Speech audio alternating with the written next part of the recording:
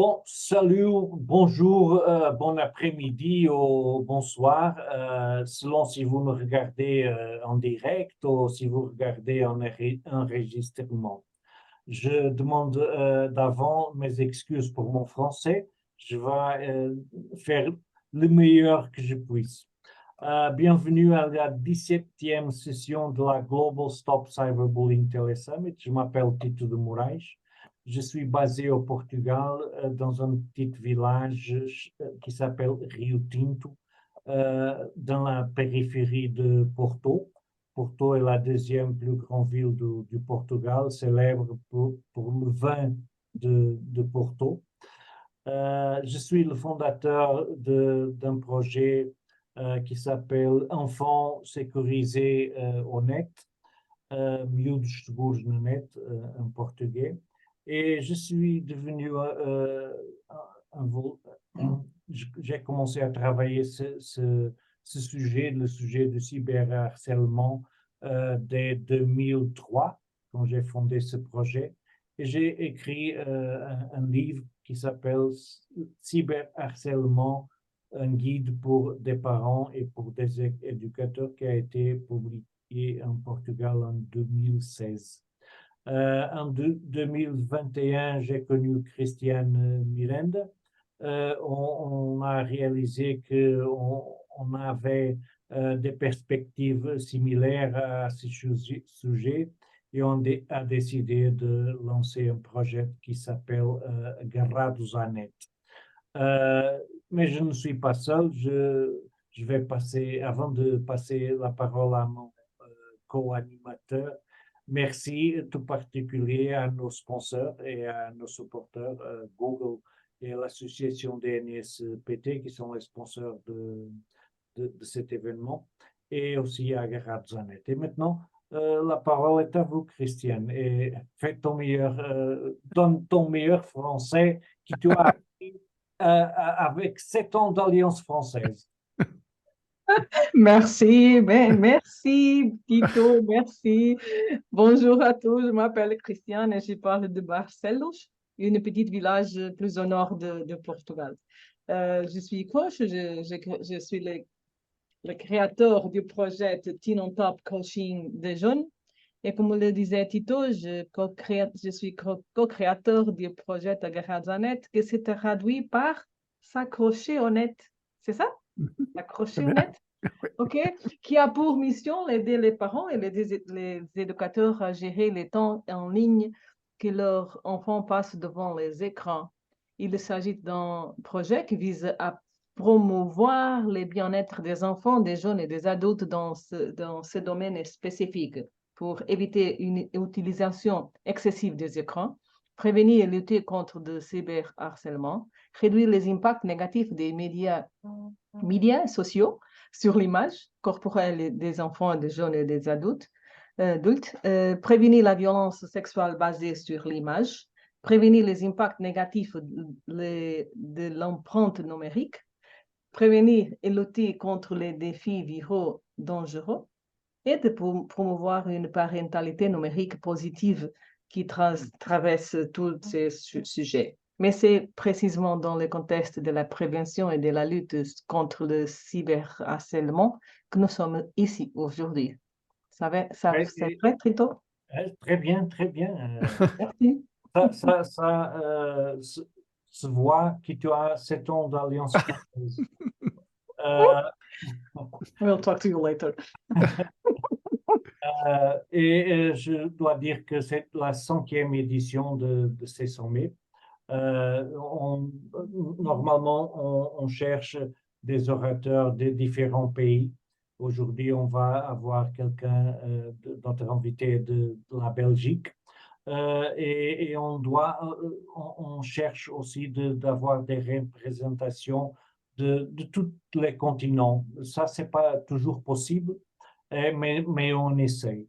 Et l'idée, c'est de venir inviter des gens qui ont fait de la investigation, qui ont des projets de prévention et d'intervention, et donner des différentes perspectives qui nous aident à à identifier, prévenir, à intervenir et lutter contre le harcèlement et le cyberharcèlement. C'est donc aujourd'hui notre 17e session et sans plus tarder, présentons notre invité, Christiane. Oui, notre invité aujourd'hui est Bruno Hombeke. Hombeke? Très bien, très bien. Ambec. Hombeke? Hombeke? Oui, un mélange des deux, c'est très bien comme ça. Ok. Il est psychopédagogue titulaire d'un master européen de recherche en sciences de l'éducation et d'un doctorat, en sciences de l'éducation de l'Université de Rouen. Bruno est actif à la fois sur le terrain en tant que psychopédagogue et en tant que directeur de recherche au sein du service des sciences de la famille de l'Université de Mons. Et ceux qui souhaitent savoir plus sur Bruno peuvent le faire en le suivant sur Facebook et LinkedIn et également sur le site Outils de résilience. On laissera les liens en commentaire à YouTube. Alors, sans plus tarder, souhaitons la bienvenue à notre invité Bruno Hombeke. Bruno, peux-tu nous dire un peu plus sur qui tu es et qui fais-tu? Ok, bonjour. En tout cas, bravo pour votre français à tous les deux. C'est impressionnant. Donc, je me lance donc pour présenter qui je suis. Alors, je travaille dans la recherche en éducation familiale. Et mon thème de prédilection à la base, c'était ce qu'on appelle la coéducation, donc les relations école-famille. Il y a plusieurs décennies que je travaille sur les relations école-famille. On s'est très vite rendu compte que ce qui crispait le plus les relations école-famille, c'était le harcèlement. Dès qu'il y a une situation de harcèlement, on a une tension majeure entre l'école et la famille. Et puis, on a mis une caisse de résonance là-dessus, les réseaux sociaux, et on s'est retrouvé avec effectivement une virulence inédite qui nous a obligés à trouver des solutions très rapides pour faire face notamment au suicide des adolescents, des adolescentes qui se manifestaient de plus en plus souvent.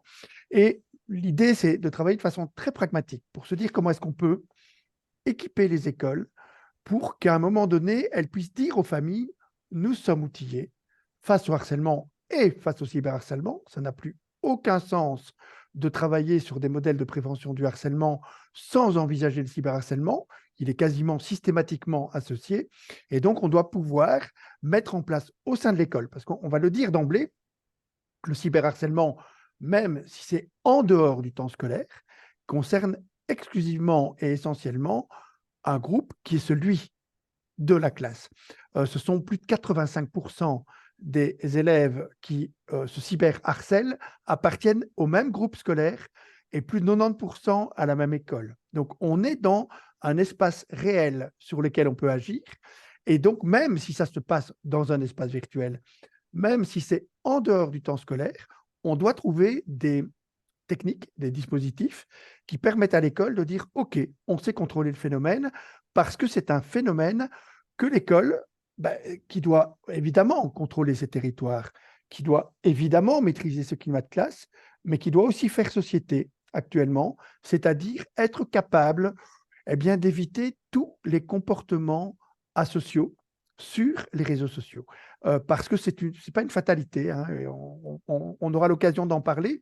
Les outils qu'on développe, par exemple ce qu'on appelle le CyberHelp, qui est une application qui qui fonctionne un peu comme un interrupteur qui déclenche automatiquement au sein des écoles un dispositif de prise en charge. Alors évidemment que si vous mettez en place un interrupteur, vous devez vous assurer que l'école est équipée, qu'il y a un équipement. On ne peut pas mettre des interrupteurs, des déclencheurs d'alerte, si derrière, il n'y a pas des outils, des techniques, et on va en parler ce soir, qui permettent d'une part de stimuler le vivre ensemble. Hein, on connaît, on sait, la France vient de lancer un grand programme de stimulation de l'empathie, un peu illusoire tel qu'il le présente, hein, parce que stimuler l'empathie ne suffit pas. Il faut aussi faire société en proposant des sanctions quand des lois sont transgressées. Et une des lois qu'on ne peut pas autoriser un élève à transgresser, c'est celui qui l'invite à utiliser les réseaux sociaux de manière asociale. Parce que, on aura l'occasion d'en parler, le cyberharcèlement n'est pas une autre forme de harcèlement. C'est juste une caisse de résonance qu'on a mis sur les situations de harcèlement pour les rendre plus virulentes, on va voir pourquoi, parce que les situations de harcèlement eh bien, deviennent à ce moment-là très agressives, fulgurantes, ça se passe très vite. Un phénomène qu'on appelle le flaming fait qu'avec un seul comportement, vous pouvez anéantir quelqu'un, alors qu'on a toujours dit que le harcèlement, traditionnellement, il fallait des comportements répétés, nuisibles et intentionnels. Avec le cyberharcèlement, ce n'est pas nécessairement intentionnel, c'est toujours nuisible, effectivement, mais ce n'est pas nécessairement répétitif parce que l'outil numérique organise lui-même sa propre répétition. Si une image négative de vous est transmise sur les réseaux sociaux, chaque partage, chaque commentaire fait office de répétition. C'est ce qui rend la sensation d'écrasement, et on pourrait même parler de sensation d'anéantissement, très, très virulente, très agressive, et ça oblige la communauté adulte qui a la responsabilité de ces groupes d'enfants et d'adolescents à s'outiller pour faire face à ce qui est l'essentiel dans les modèles de causalité de passage à l'acte suicidaire. Il y a systématiquement des situations de cyberharcèlement. Le harcèlement tout seul semble beaucoup mieux et plus facile à contrôler. Merci Bruno. Je vous demande de parler un peu plus lentement, car le traducteur peut accompagner. Je vais essayer, oui. Mais ça révèle ton enthousiasme quand tu parles de quelque chose qui c'est ta vie. Exactement. Ça, on comprend bien. Tu as parlé des comportements qui sont suicidaires en résultat des comportements de harcèlement. Est-ce qu'il y a beaucoup de cas en Belgique relationnés à des suicides en séquence Alors, très clairement, depuis 4 ans, on n'a plus le moindre suicide. Alors, c'est effectivement quelque chose dont on se réjouit, qui n'est pas lié au fait que toutes les écoles sont équipées, mais que tous les parents savent que toutes les écoles sont susceptibles d'être équipées. Et donc, on a un mouvement qui se met en marche, qui suppose une implication politique, parce que politiquement, il faut rendre aussi visibles ces différentes techniques, qui suppose une mobilisation des acteurs. Il y a ce qu'on appelle en Belgique un pacte d'excellence qui oblige chaque école à donner leurs priorités en termes de qu'est-ce qu'ils vont faire pour améliorer l'école. Et dans près de 90% de ces écoles, c'est le climat scolaire qui est visé en priorité. Donc, il y a une vraie préoccupation du secteur et il y a une application universitaire qui fait que, eh bien, on met à la disposition des écoles des outils qui sont jugés performants pour réaliser non seulement une prévention efficace du harcèlement, mais aussi une réaction efficace quand les situations de cyberharcèlement se présentent. Okay. Quand tu parles des utiles, est-ce que ce sont des utiles numériques pour dénoncer des situations ou est-ce que ce sont des utiles pédagogiques? Alors, ce sont les deux. J'ai juste un petit bémol, pas pour dénoncer, mais pour révéler. Le principe même, c'est qu'effectivement, quand on est victime d'une agression numérique, je vais expliquer en quelques mots comment se passe le cyberhelp.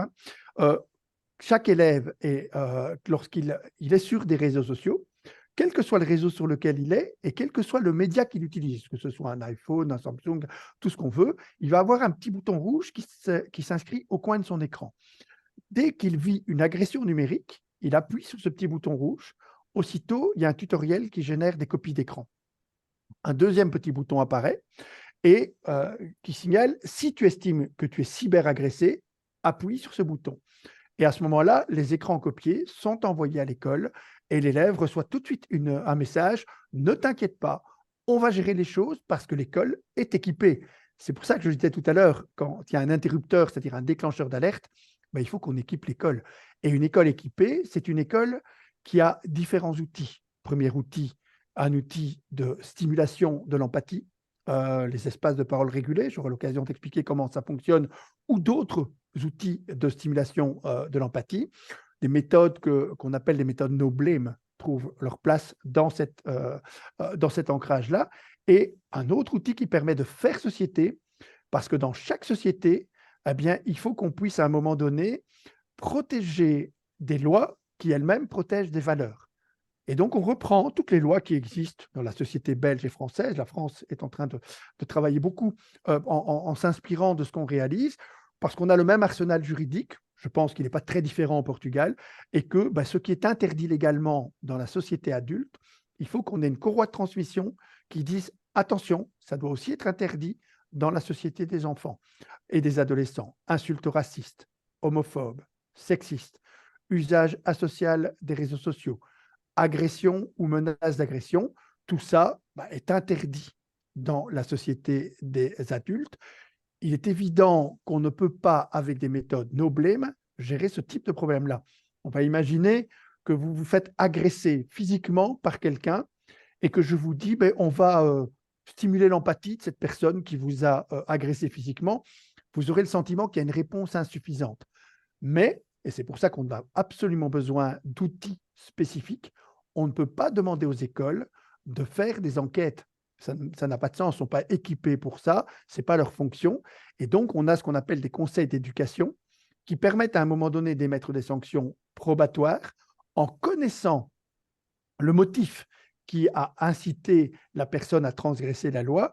Et puis, on lui interdit de manière probatoire. On lui dit, voilà, c'est fini. On ne va pas essayer de prouver que tu as cyberharcelé. On te dit juste, si tu l'as fait, tu ne le refais pas. Et si tu ne l'as pas fait, tu ne le fais pas. Mais à partir d'aujourd'hui, le CyberHelp étant déclenché, il y aura des copies d'écran. Ça veut dire que si on a une trace de comportement asocial sur les réseaux sociaux de ta part, voilà la sanction à laquelle tu t'exposes. Ça permet de contrôler le phénomène, pas seulement chez l'agresseur direct, parce que je vais prendre l'exemple d'une mesure catastrophique qui a été prise en France, ici tout récemment, où ils ont été un peu dans le football panique, il faut bien le dire. Il y a eu une grosse pression politique sur les écoles, et donc ils ont pris des décisions très rapides, mais un peu n'importe lesquelles. Une de leurs décisions, puisqu'ils ont voulu associer tous les ministères, a été d'autoriser les écoles à confisquer les portables lorsqu'il y a une agression numérique. Alors, c'est complètement stupide. Politiquement, ça semble peut-être tenable au niveau de la population, mais tous ceux qui connaissent le phénomène du cyberharcèlement, qui savent que c'est un phénomène de meute, comprennent immédiatement que vous allez devoir confisquer le portable de toute la classe dans la majorité des situations. Et puis qu'on sait très bien qu'un élève à qui on confisque un portable, il va très très vite aller en chercher un autre, puisque c'est pas l'outil qui est important, c'est le compte que vous avez. Et donc, ce sont des mesures tout à fait inefficaces qui sont prises dans l'urgence, de manière, je parle de football panique parce que ça ressemble vraiment à ça, alors qu'il faut prendre toujours des décisions. C'est pour ça qu'en Belgique, on a la chance d'avoir le monde politique qui travaille avec les universités et avec la mobilisation des acteurs. Et on a les trois composantes qui permettent de mettre en place des dispositifs efficaces, de nouveau, qui sont toujours assez complexes. La situation à laquelle on doit pouvoir répondre quand on est face à une situation de harcèlement, c'est la situation d'un enfant qui en frappe un autre parce qu'il est harcelé depuis le début de l'année et son père lui dit « tu ne te laisses plus faire maintenant, tu cognes ». Et évidemment que si vous sanctionnez l'agression de cet enfant, le père va être furieux parce qu'il va dire « mais non seulement vous n'avez rien fait pour protéger mon enfant, mais en plus vous le sanctionnez ». Et donc, ce sont des dispositifs. Ce qu'on peut aussi reprocher au modèle français, c'est d'avoir distribué une valise à outils aux différentes écoles avec un seul outil dedans. Les préoccupations partagées qui fonctionnent, je ne dis pas que c'est inutile, mais c'est une partie d'un dispositif et ça ne fonctionne pas sur le cyberharcèlement. Mais quand vous donnez une caisse à outils avec uniquement un marteau dedans, la personne, elle utilise tout comme un clou. Et donc, c'est complètement inefficace, ça met beaucoup de tension dans les écoles et on a simplement cette idée, ce qu'on a fait en Belgique, c'est un observatoire du harcèlement et du cyberharcèlement dans lequel on met tous les outils qui ont montré leur efficacité de façon à ce que chaque enseignant aille chercher l'outil qui lui convient. Il le range après, est-ce que c'est un outil qui stimule l'empathie? Est-ce que c'est un outil qui permet d'émettre des sanctions? Et les parents savent que cet observatoire existe. Ça veut dire que si je suis parent d'un enfant harcelé, eh bien, je ne vais pas venir agresser l'école en disant mon enfant est harcelé, vous devez faire ça, ça, ça. Je veux dire mon enfant souffre d'un point de vue émotionnel. Je vous suggère d'aller voir dans l'observatoire l'outil qui vous convient le mieux et de nous dire ce que vous allez mettre en place par rapport à ces outils. Ça montre une réelle efficacité parce qu'il faut le dire d'emblée, et là je reviens à ce que je disais d'entrée, si on veut que ça se passe bien, il faut, comme toujours dans ce qui concerne la coéducation, réduire la tension entre l'école et la famille. Quand il y a une tension entre l'école et la famille, c'est toujours l'enfant qui trinque ou l'adolescent qui trinque parce qu'il sait et il perçoit, et c'est ce qui explique la recrudescence des taux de suicide en France, lorsqu'il perçoit effectivement qu'il est dans une situation qui le rend impuissant à réagir et que les adultes qui l'entourent sont plus occupés à se chamailler qu'à essayer de régler son problème. Ça crée une profonde désespérance. Il a besoin, l'adolescent, l'enfant, de sentir autour de lui des adultes qui disent « on sait ce qu'on va faire, on sait comment on peut agir », et surtout cette phrase essentielle dans les situations de harcèlement et de cyberharcèlement, c'est plus ton problème à toi, c'est notre souci d'adulte. C'est à nous à gérer les choses.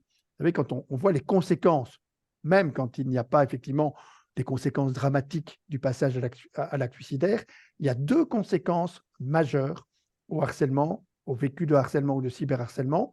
C'est d'une part une faillite de l'estime de soi. Si vous avez été agressé par des groupes de manière continue, forcément, vous aurez du mal à construire une estime de soi suffisamment stable. Et le deuxième élément qu'on oublie trop souvent, c'est une faillite dans la confiance dans les institutions. C'est-à-dire que vous avez l'impression qu'une institution ne peut pas vous venir en aide parce que même si les personnes y sont bienveillantes, et la bienveillance est parfois très dangereuse sur ce plan-là, parce que si vous êtes bienveillant mais pas équipé, eh bien, vous allez effectivement donner l'impression que les institutions sont faibles. Et on a tous besoin, non pas de personnes bienveillantes autour de nous, mais de personnes correctement outillées. Si je vous explique que ce soir, vous allez subir une opération relativement sérieuse, et j'ai deux chirurgiens à vous proposer. Le premier, il est super sympa, super bienveillant, bourré d'empathie, mais vous serez sa première opération. Et ne vous étonnez pas de le voir déchiffrer le mode d'emploi de ces instruments devant vous parce qu'il n'a jamais utilisé ces instruments. Le deuxième, il est bourru, il est teigneux, il est toujours de mauvaise humeur, mais ça fait 15 ans qu'il fait cette opération et il a un matériel qu'il maîtrise parfaitement et qui est un matériel dernier cri. Vous choisissez quel chirurgien? Probablement le deuxième, eh bien les enfants et les adolescents sont les mêmes. Ce qu'ils veulent, c'est des adultes qui ne tâtonnent pas, qui savent comment faire parce qu'ils sont outillés et équipés pour le faire. C'est très intéressant et je dois m'informer plus de la situation en Belgique et tu peux nous aider un peu à comprendre. Vous avez parlé de l'outil CyberHelp. Est-ce que c'est quelque chose qui est développé par le gouvernement et mis à la disposition des écoles par le gouvernement? Est-ce que les écoles, c'est obligatoire pour les écoles? Alors, ça appartient maintenant à la Fédération du Bruxelles. Depuis pas longtemps, depuis 3 heures. Hein, donc, c'est tout chaud. Ça vient d'arriver. La ministre vient de l'annoncer. Elle a annoncé effectivement que le CyberAid, traduit en français, donc la déclinaison de CyberHelp. Le CyberHelp fonctionne depuis plusieurs années maintenant. On est à peu près vers 7 ans qu'il a été mis en place. Mais il a fallu que la Fédération de Bruxelles se l'approprie d'un point de vue numérique et puis diffuse son propre CyberAid. Alors l'idée maintenant, c'est on équipe les écoles et il y a 200 écoles qui vont être équipées, qui auront un accès direct au CyberAid et d'autres écoles, parce que ce sera généralisé, mais toujours de manière volontaire. Donc, les conditions de réussite d'un projet, c'est une application universitaire, une mobilisation politique, parce qu'il faut des moyens, et une mobilisation des acteurs. Et si on a ça, on va avoir la majorité, l'extrême majorité des écoles qui seront équipées. Les quelques écoles vont finir par embrayer derrière parce que ça va devenir une procédure usuelle. Mais plutôt que de travailler directement avec les écoles, sans doute, je vous disais tout à l'heure, hein, la plupart des écoles, dans leur plan de pilotage, ont inscrit la gestion du harcèlement, du cyberharcèlement et du climat de classe. Donc, elles sont pour l'immense majorité demandeuses. On peut s'interroger sur les 10% qui ne sont pas demandeuses actuellement, soit parce qu'elles ont réglé le problème, soit parce qu'elles nient le problème, soit parce qu'elles ne le voient pas. Et ça, il faudra un petit temps peut-être pour qu'ils embrayent derrière, mais au niveau politique, ils ne veulent pas agresser l'école, violenter l'école, et donc il y a une obligation de moyens, il n'y a pas encore une obligation de résultat. Avec le CyberHelp, on sera dans l'obligation de résultat, hein, parce qu'on comprend bien d'ailleurs que si vous mettez en place un détecteur comme celui-là, vous devez vous sentir capable de répondre aux situations. Et donc, on n'a pas besoin d'évaluation externe. L'auto-évaluation par l'école qui va mettre en place ce système. Alors, pour un parent, évidemment, ben, les écoles deviennent très lisibles. Est-ce que vous avez le CyberHelp dans votre école? Ah non. Ben, pourquoi? Et donc, vous avez effectivement des écoles qui manifestent aussi qu'elles se sentent équipées pour venir. Et donc, sur ce plan-là aussi, il y a une forme d'émulation entre les écoles qui nous laisse supposer qu'on aura relativement vite équipé l'ensemble des écoles. C'est très intéressant. Et une autre question, c'est qui va analyser les images qui sont données par l'outil et qu'est-ce qui se passe après? Ah, alors ça, c'est vraiment la bonne question. Ça veut dire, si vous n'êtes pas outillé, vous allez retrouver des images. Alors, des images par exemple, on va prendre le très mal nommé revenge porn, parce qu'il faut arrêter avec ce mot-là, il ne veut rien dire. C'est un mot qui a été puisé aux États-Unis et ça crée le silence chez les adolescents parce que l'immense majorité des situations sont des situations de divulgation de l'intime. Ce ne sont pas des images pornographiques, en tout cas, elles ne sont pas vécues comme ça par les adolescents, les adolescentes, et on n'est pas toujours dans un cadre de revanche. Et donc, parler de revenge porn, c'est réduire très fort ce qui est une des démarches usuelles, c'est-à-dire en gros des adolescents qui, dans un cadre restreint, c'est-à-dire un peu comme Messenger et Facebook, dans l'endroit où ils se sentaient protégés, ont manqué de prudence. Et puis un partage et vous êtes envoyé sur l'espace public. Et il faut donc avoir une réponse très, très rapide. C'est pour ça que c'est à 2 heures du matin que vous constatez que l'image a été diffusée. Et je le répète souvent dans les conférences, notamment à la direction des parents, il faut vraiment bien comprendre qu'un réseau social, ce n'est pas un outil de communication. Ce n'est pas l'équivalent du téléphone, c'est un outil d'installation du prestige social. Le but, c'est d'exister aux yeux des autres. Et la monnaie, c'est les likes. Plus on va recevoir des likes, plus on va effectivement avoir l'impression d'être payé pour ce qu'on a produit sur les réseaux sociaux. Alors évidemment qu'une des façons d'avoir des likes, et il n'y a pas que les adolescents, hein, il ne faut pas penser que c'est réservé aux adolescents, de faire ce qu'on appelle des dick pics, c'est-à-dire à un moment donné des images de son corps, à l'origine qui devaient être tatouées, et puis qui effectivement vont divulguer des parties le plus intimes possible du corps. Parce que si vous montrez votre bras sur un réseau social, tout le monde s'en fout de votre bras, hein, donc vous aurez très très peu de likes. Montrez un morceau de votre poitrine, vous allez voir effectivement les likes augmenter. La poitrine dans sa totalité, ça a beaucoup de succès sur les réseaux sociaux, et donc les adolescents, les adolescentes ont tendance, et il suffit de regarder pour que les parents comprennent comment nos adolescents, nos adolescentes sont parfois éduqués à montrer leur corps de plus en plus loin et de façon de plus en plus attractive. Il suffit de regarder le tutoriel proposé par Instagram pour réaliser ce qu'on appelle un reel. Ils vont vous expliquer, ils ne s'expliquent pas à nous, malheureusement, ils expliquent ça à nos enfants, eh bien qu'il faut rendre son corps attractif en mettant une musique en place, en mettant des filtres, parce que si tu es un peu trop grosse, il vaut mieux éviter de l'être, tu tires les boutons, etc. On explique ça à l'adolescent, tu te mets en scène pour obtenir le plus possible de suiveurs, hein, puisqu'on ne parlera pas de clients, mais de suiveurs, mais dans leur tête, Instagram, ce sont des clients, hein, mais le plus possible de suiveurs. Et puis, on va dire, l'important après, c'est de fidéliser ces suiveurs en montrant, en révélant, et je cite le tutoriel d'Instagram, en révélant de plus en plus sans tout montrer. Alors, vous imaginez hein, un tutoriel comme celui-là, évidemment que la pression à l'image, elle est énorme. La mise en scène de soi dans cette génération nouvelle qu'on appelle la génération de verre, c'est une génération qui est transparente et fragile, comme le verre. Et donc, elle a vécu dans les réseaux sociaux. La plupart des enfants de la génération de verre, hein, c'est-à-dire tous ceux qui sont nés après 2010 ou en 2010, appartiennent à cette génération. La plupart ont eu une existence numérique avant leur existence physique. parce que les parents ont diffusé l'image de l'échographie sur les réseaux sociaux. Et très souvent, les réseaux sociaux, ils n'ont connu que ça. Et donc, ils se retrouvent dans un espace où on s'échange de manière très transparente des images qui parfois peuvent être terriblement compromettantes. Et là aussi, il faut éviter de penser que nos adolescents sont des décérébrés alors que nous sommes des gens raisonnables. Quand on est dans l'état amoureux, par exemple, on le sait, c'est le plus beau moment pathologique d'un être humain normal. Et il suffit de relire Les liaisons dangereuses de Laclos. Ce sont des adultes de haut niveau social qui vont se mettre en danger en distribuant un courrier amoureux potentiellement compromettant. Donc déjà, les parents, comme les enseignants, quand un adolescent, une adolescente dérape sur des réseaux sociaux parce qu'elle a divulgué de l'intime et que cet intime est apparu sur l'espace public, vous avez un sentiment d'anéantissement quand ça arrive, hein, parce que vous sortez dans la rue, vous avez l'impression que tout le monde vous a vu sans vêtements. Et c'est aggravé par le fait que vous vous dites, non seulement tout le monde m'a vu sans vêtements, mais mes proches savent que tout le monde m'a vu sans vêtements, et tout le monde sait que mes proches m'ont vu sans vêtements. Donc, vous n'avez qu'une envie, c'est disparaître. C'est ce qui explique ce flaming et cette tentation de suicide.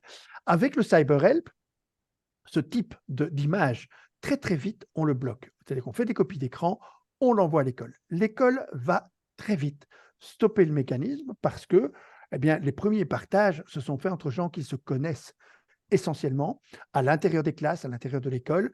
Et c'est interdit, tout simplement, parce que celui qui le fait s'expose à une sanction et on va très, très vite, avec le cyberhelp, pouvoir les repérer.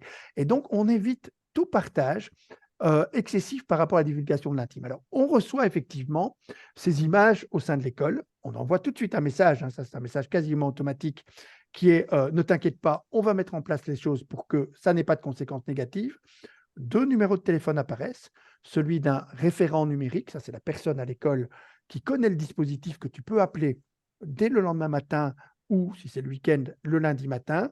Il va t'expliquer comment ça va fonctionner, la prise en charge de la situation. Si tu préfères parler à quelqu'un de ton âge, c'est ce qu'on appelle des cyber-citoyens, ce sont des élèves de l'école qui connaissent le dispositif. Ils ne vont rien prendre en charge, mais ils vont expliquer voilà ce qu'ils vont faire, ils vont mettre en place un conseil, etc. Et c'est une voix humaine qui permet d'authentifier à un moment donné qu'il y aura une prise en charge qui va contrôler le phénomène. Mais on se rend bien compte très très vite que pour un adolescent, des images intimes de lui, la dernière chose qu'il veut, c'est que ses parents en prennent connaissance. Et donc, avec le cyberhelp, on garantit à l'élève que s'il déclenche le signal, on ne distribuera pas les copies d'écran aux parents. Mais on se rend bien compte aussi qu'aucune école ne peut dire « on va gérer la situation » sans prévenir les parents. Donc, les parents reçoivent un courrier. Il leur dit « voilà, votre enfant s'estime victime d'une agression numérique. Nous vous proposons de venir nous rencontrer pour prendre les dispositions ensemble. » Vous avez le choix entre 3 manières de procéder. Première solution, la réponse pédagogique. On va contrôler ça avec les conseils d'éducation, éventuellement les espaces de parole régulés. Deuxième option, la réponse juridique ou judiciaire. Vous allez porter plainte et nous envoyons à la police, mais sans passer par la case parent, nous envoyons toutes les images qui ont été téléchargées, qui ont été stockées, parce que la police fonctionne également, tout comme l'école, sur un mode papier. Hein. Je ne sais pas comment ça se passe au Portugal, mais en Belgique comme en France, si vous allez porter plainte, la police va vous dire « montrez-moi quelque chose ». Et donc, si vous n'avez pas fait de copie d'écran, votre plainte, elle va soit être déclarée recevable, soit se perdre très rapidement. Et donc, ça initie une réponse juridique et judiciaire efficace. Et la troisième option, c'est la plus efficace, c'est le couplage des deux. On met en place la réponse pédagogique qui va contrôler immédiatement le phénomène et on vous propose aussi de porter plainte parce que la justice est un processus lent et il faut qu'il reste lent parce que c'est une enquête difficile, qui suppose une meute, qui suppose beaucoup de choses très compliquées et qui produit, il faut bien le dire, des résultats décevants. Et il faut que les parents anticipent ça. On va généralement considérer qu'on est dans des responsabilités partagées, dans des responsabilités diffuses, et donc il y a très peu d'effets, mais c'est quand même important de le faire pour poser l'interdiction juridique et judiciaire par rapport à l'acte. Et donc, le couplage des deux est sur ce plan-là très efficace. Mais il faut effectivement que l'école soit équipée, qu'il y ait des conseils d'éducation disciplinaire et des espaces de parole régulés. Les espaces de parole régulés, c'est l'équipement minima des écoles. Une école en Fédération Wallonie-Bruxelles ne peut pas se prétendre équipée si elle n'a pas des espaces de parole régulés. Et ça, ce sont des techniques très faciles à réaliser. D'ailleurs, ce que je propose de faire pour les personnes qui nous écoutent et qui souhaiteraient avoir les fiches outils qui permettent de faire un espace de parole régulé, qui permettent de mettre en place un conseil d'éducation. Vous savez, moi, j'ai écrit beaucoup de livres, mais je ne me fais pas d'illusions. Les enseignants ne lisent pas des livres de 300 pages. Donc, mon éditeur m'avait dit, tu ne veux pas faire des livres plus petits pour les enseignants, donc j'ai fait des livres de 100 pages, mais ils ne lisent pas non plus 100 pages. Et donc, j'ai fait ces fiches outils de 3 pages.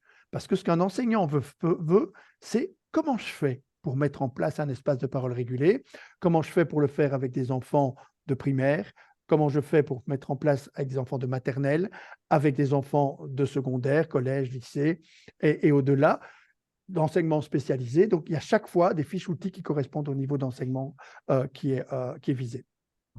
Ça, c'est très intéressant. Est-ce qu'il y a de la formation, de l'entraînement? Car ça c'est beaucoup de travail pour une seule personne. Alors, il n'y a pas de formation. Enfin, j'en ai donné pendant très longtemps. Je me suis rendu compte que ce n'était pas très efficace de faire des formations parce que c'est chronophage. Et vous avez des formations qui vont pendant des heures expliquer les mécanismes du harcèlement, etc. On sait que c'est un marché, le harcèlement et le cyberharcèlement. Et donc, il y a des gens qui font durer le plaisir et qui, au bout de la formation, vous disent c'est bien, vous avez compris maintenant que c'était complexe. Et les enseignants disent mais on fait quoi? Et donc, moi, je suis plus dans la diffusion de techniques. Ce dont un enseignant a besoin, ce sont des techniques qui lui permettent d'agir et de réagir très rapidement. Et c'est ce qu'on fait actuellement en Fédération de Bruxelles, où on accompagne les écoles. Ce n'est pas des formations, c'est de l'accompagnement. On diffuse des techniques sous forme de fiches outils ou autrement, et on accompagne la mise en place des outils en répondant aux questions qui commencent par « qu'est-ce que je fais quand? Comment je fais ci ?» Il faut être très pratique, très concret, parce que les enseignants, des outils qui ne marchent pas, ils n'en veulent pas.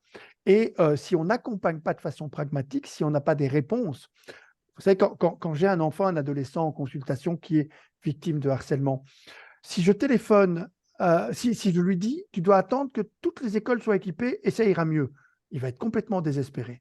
Donc, je lui demande, est-ce qu'il y a quelqu'un en qui tu as confiance à l'école? Qu'il soit en primaire ou en secondaire, et je n'ai jamais encore rencontré un seul enfant qui me disait, je n'ai confiance en personne. Il a toujours confiance en un adulte, son instituteur, son institutrice, un éducateur, un enseignant, mais il rajoute toujours, mais je ne suis pas sûr qu'il sait ce qu'il doit faire et j'ai peur qu'il fasse pire que mieux. Ce n'est pas dans les personnes qu'il n'a pas confiance, c'est dans leur outillage. Et donc, je lui propose de prendre contact avec cet enseignant et je vais demander l'autorisation à la direction pour rentrer en contact avec l'enseignant, l'éducateur qui m'a été désigné par l'enfant et je vais lui transmettre en 10 minutes par téléphone une technique comme les espaces de parole régulés pour simplement qu'il sache comment ça fonctionne. On peut faire l'exercice, on peut faire comme si, eh bien, je vous téléphone, vous êtes l'enseignant et dans votre classe, il y a un enfant qui s'estime victime de harcèlement. Et je vais vous téléphoner pour vous dire, voilà, je ne vais pas toujours utiliser le mot harcèlement, il y a un enfant qui souffre dans la classe, il est en grosse difficulté et j'ai, si vous voulez, on peut mettre en place très, très facilement un outil qu'on appelle les espaces de parole régulés. Alors, les enseignants acceptent toujours. Ils me connaissent, en Belgique, je suis relativement connu, donc les enseignants ne se méfient pas. Ils ne se disent pas, tiens, qui c'est que ce type qui descend comme ça pour me donner des outils. Ils savent très bien qu'effectivement, il y a des outils qui existent et je vais expliquer comment on met en place un espace de parole régulé. Mettez les élèves en cercle. C'est tout simple, en cercle, parce que c'est un outil pour stimuler l'empathie. On va donc se voir les uns les autres. C'est indispensable quand on est dans l'échange émotionnel. Et puis, il y aura 5 règles qu'on va faire respecter dans l'espace de parole. On met des émoticônes, joie, tristesse, colère, peur, dégoût. Jamais au-delà. Au-delà de ces émoticônes-là, vous êtes dans des états d'âme. C'est-à-dire, en gros, pour l'expliquer très, très vite, les émotions, c'est ce qu'on ressent directement. L'état d'âme, c'est quand votre cortex vient visiter l'émotion. L'émotion, la tristesse est une émotion, Le chagrin est un état d'âme. La peine est un autre état d'âme parce qu'on commence à réfléchir à ces émotions et on en fait autre chose.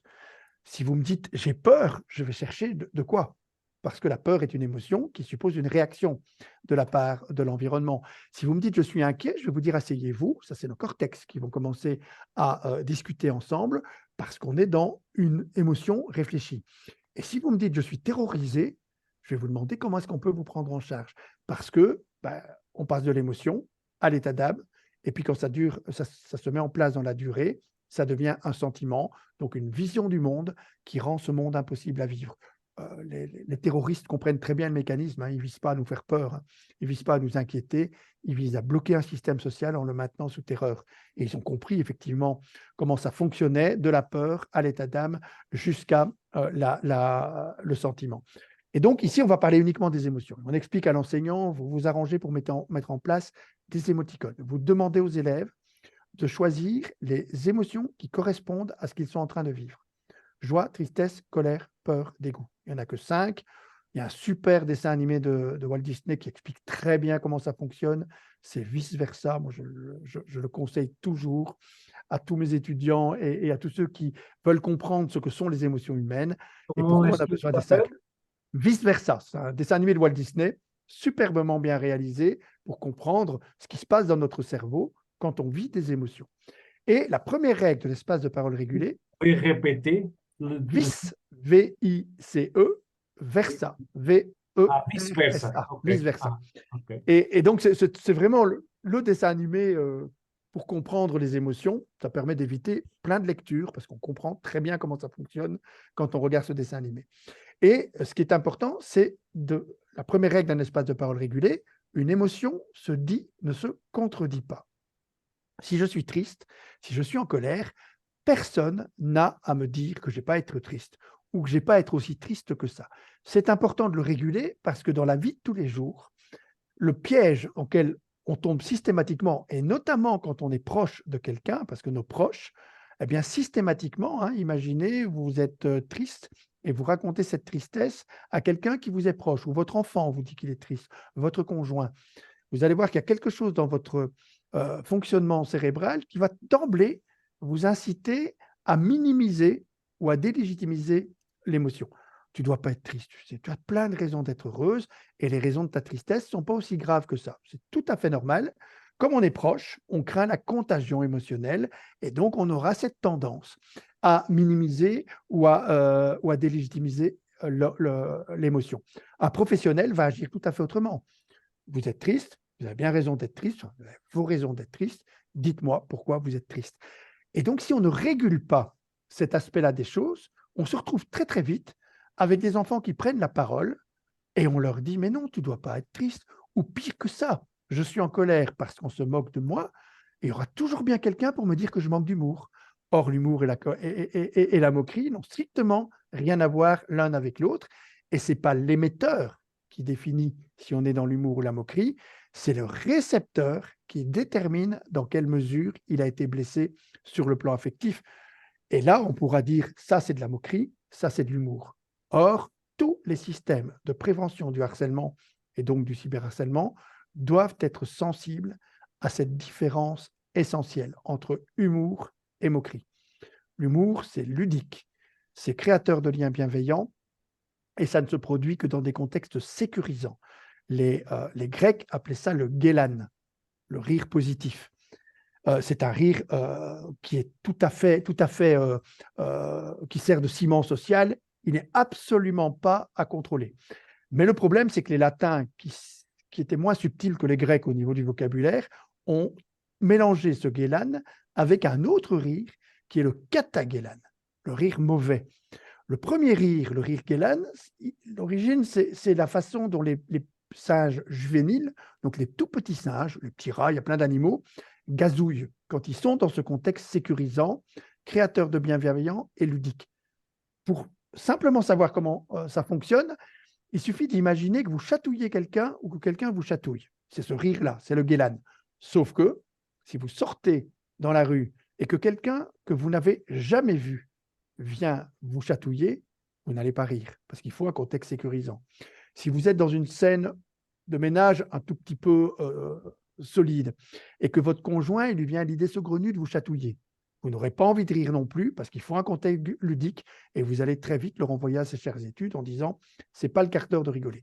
Et si vous voulez voir à quel point c'est toujours relationnel bienveillant, ne le faites pas maintenant parce que ça va nous rendre un peu pathétique si on le fait l'exercice tout de suite, mais pratiquez ce qu'on appelle l'auto-chatouillement. Donc, vous vous chatouillez vous-même.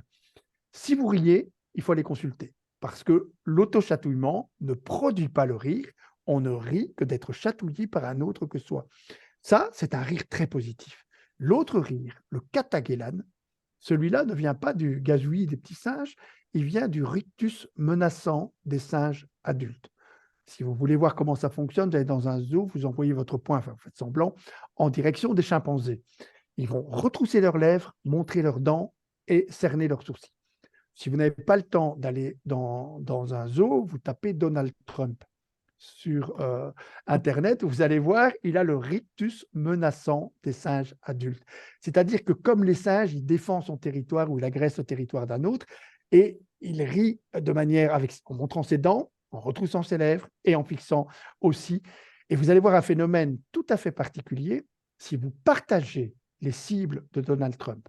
C'est-à-dire, en gros, si vous pensez comme lui que les Américains sont supérieurs aux autres, et notamment aux Mexicains, vous allez trouver Trump très drôle. Les partisans de Trump le trouvent irrésistible. Si vous ne partagez pas ces cibles, vous n'aurez aucun mal à le trouver épouvantable et à ne pas rire parce qu'il n'est pas drôle en réalité, sauf si on partage ses cibles. C'est ce que l'enfant harcelé perçoit.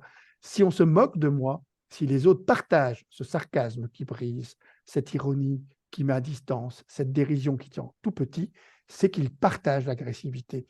Et donc, c'est important de discriminer l'un de l'autre. Et lorsqu'on utilise les émotions, en les protégeant, eh bien, on y arrive parce que si un élève dit « je suis en colère parce qu'on se moque de moi » et qu'un autre dit « mais non, c'est de l'humour, c'est toi qui n'as pas d'humour », eh ben, l'enseignant dit « stop, c'est pas toi qui décide, c'est lui, carton jaune, parce que tu n'as pas à contester son émotion ». Donc, première règle, une émotion se dit, ne se contredit pas. Deuxième règle, c'est l'adulte et exclusivement lui qui donne et qui reprend la parole. On utilise des bâtons de parole. C'est-à-dire que, si, imaginez, un élève dit « je suis triste », explique-nous pourquoi tu es triste. Parce qu'il faut bien comprendre que les émotions, elles ne fonctionnent toujours de la même façon. C'est-à-dire que c'est comme si vous aviez 3 guichets dans votre tête. Premier guichet, qu'est-ce que tu ressens? Là, on reste dans le niveau des émotions. Deuxième guichet, pourquoi tu ressens les choses? La contagion émotionnelle, elle ne se manifestera que si vous racontez le contenu de votre émotion. Parce que là, vous allez très vite voir la contagion émotionnelle se manifester. Or, là aussi, le mécanisme naturel d'un être humain quand il est proche d'un autre, c'est de l'empêcher de raconter. Si votre enfant vous dit « je suis triste », vous êtes formaté pour le prendre dans vos bras et pour l'empêcher de raconter parce que sinon, vous savez que vous allez être emporté. Alors qu'un professionnel va dire « vous êtes triste, dites-moi pourquoi vous êtes triste » et il va vous laisser développer parce que lui n'est pas menacé de contagion émotionnelle parce qu'il est relativement distant de vous. Un enseignant, ce n'est pas quelqu'un de distant et la classe encore moins. Et donc, il faut mettre une règle. Tu prends le bâton de parole et tu racontes ton émotion. Si vous voulez voir comment ça fonctionne, vous tapez Keaton harcèlement. Vous allez voir apparaître un petit garçon américain que la maman a filmé. Elle a pris son portable et elle l'a filmé. Et simplement, elle lui a demandé « raconte-nous ». Et vous allez voir, ça dure 6 minutes. C'est un très bel exercice pour vérifier l'état de vos neurones miroirs. Vous aurez les larmes aux yeux, inévitablement, parce que la contagion émotionnelle, elle opère après quelques moments. Pas tout de suite. Si vous avez juste un enfant qui vous dit qu'il est triste, il n'y aura pas de contagion émotionnelle. S'il raconte cette tristesse, vous allez voir très, très vite la contagion émotionnelle se manifester. Si vous regardez cet enfant, vous allez voir des tas de messages. Des millions, on a atteint le million de messages avec des vedettes comme Snoop Dogg, Rihanna, des tas de gens qui ont réagi parce qu'ils font le cœur, au sens plein du terme. Et vous verrez aussi d'ailleurs des messages de haine. On voit que la maman a dû faire un petit message parce que les gens disent « mais comment une maman peut laisser son enfant parler comme ça sans le prendre dans ses bras ?» Et la maman a dû expliquer « je l'ai fait exprès pour sensibiliser, mais évidemment que j'avais envie de le prendre dans mes bras. » Et c'est pour ça qu'il faut mettre ces bâtons de parole et on dit « raconte, dis-nous pourquoi tu es triste ». Ça, c'est le deuxième guichet. Et il y a un troisième guichet qui est celui qu'on oublie, notamment quand on parle simplement de cours d'empathie. les Danois font des cours d'empathie, les Français prétendent qu'ils ont réglé le problème comme au Danemark. Le Danemark n'a jamais prétendu régler le problème du harcèlement avec des cours d'empathie. Parce que comprendre ces émotions, ce n'est pas les rendre à distance. Le troisième guichet, c'est celui qui va provoquer ce qu'on appelle la compassion. Pourquoi tu vis cette émotion? Et là, ça va fonctionner si vous acceptez la troisième et la quatrième règle d'un espace de parole régulé. La troisième règle, c'est on ne nomme pas, on n'accuse pas, on ne désigne pas. On est dans du no blame, sinon ça devient très très vite un procès. C'est je suis triste parce qu'on se moque de moi. On sait de qui il s'agit, mais on ne va pas se préoccuper de faire son procès, on va juste essayer de régler la situation. Et la quatrième règle, la plus difficile à faire respecter par les enseignants, parce qu'elle dépend essentiellement d'eux, c'est en tant qu'adulte, vous ne faites aucune recommandation, aucune proposition. On demande au groupe, qu'est-ce qu'on peut faire pour celui qui est triste? Et il faut parfois laisser 2-3 minutes de silence.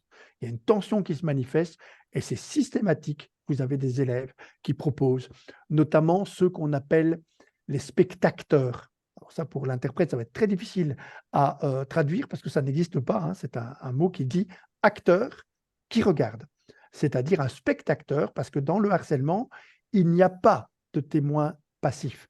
Dès que vous êtes témoin, vous participez à l'installation de la situation de harcèlement et tout le monde en est conscient. Hein. C'est ce qui explique que dans une situation de harcèlement, tout le monde souffre. Le harcelé, évidemment, il est la cible d'une agression qui emporte la totalité des élèves. Le harceleur, alors il ne souffre pas apparemment, sauf que si vous êtes le parent d'un enfant harceleur, il faut vous inquiéter beaucoup plus que si vous êtes le parent d'un enfant harcelé. Pour la bonne et simple raison que vos neurones miroirs, pour pouvoir être un harceleur, vous allez devoir les geler. Si vous vous moquez des gens, si vous êtes dans le sarcasme, etc., vous devez éviter de compatir pour eux, sinon vous ne serez pas efficace. Et donc, le harceleur, c'est quelqu'un qui gèle ses neurones miroirs. Dans le cyberharcèlement, c'est encore plus facile parce qu'on a un effet qu'on appelle l'effet mandarin chinois. Vous ne voyez pas le visage des gens que vous agressez, donc vous y allez franco, et vous ne cherchez pas à stimuler les mécanismes d'empathie. Mais quand vous gelez vos neurones miroirs, eh bien, vous devenez ce qu'on appelle un leader ou un dominant non empathique, c'est-à-dire un petit chef absolument pas soucieux des émotions qu'il provoque, quelqu'un qui a un statut et qui est attaché à ce statut, mais qui n'est pas soucieux de ce qui se vit dans le groupe. Et les petits chefs, leur vie sociale, leur vie affective et leur vie professionnelle, elle est de moins bonne qualité, y compris que le harcelé, parce que, par contre, si vous êtes un dominant empathique, vous allez devenir un leader, c'est-à-dire quelqu'un qui est soucieux des émotions des autres.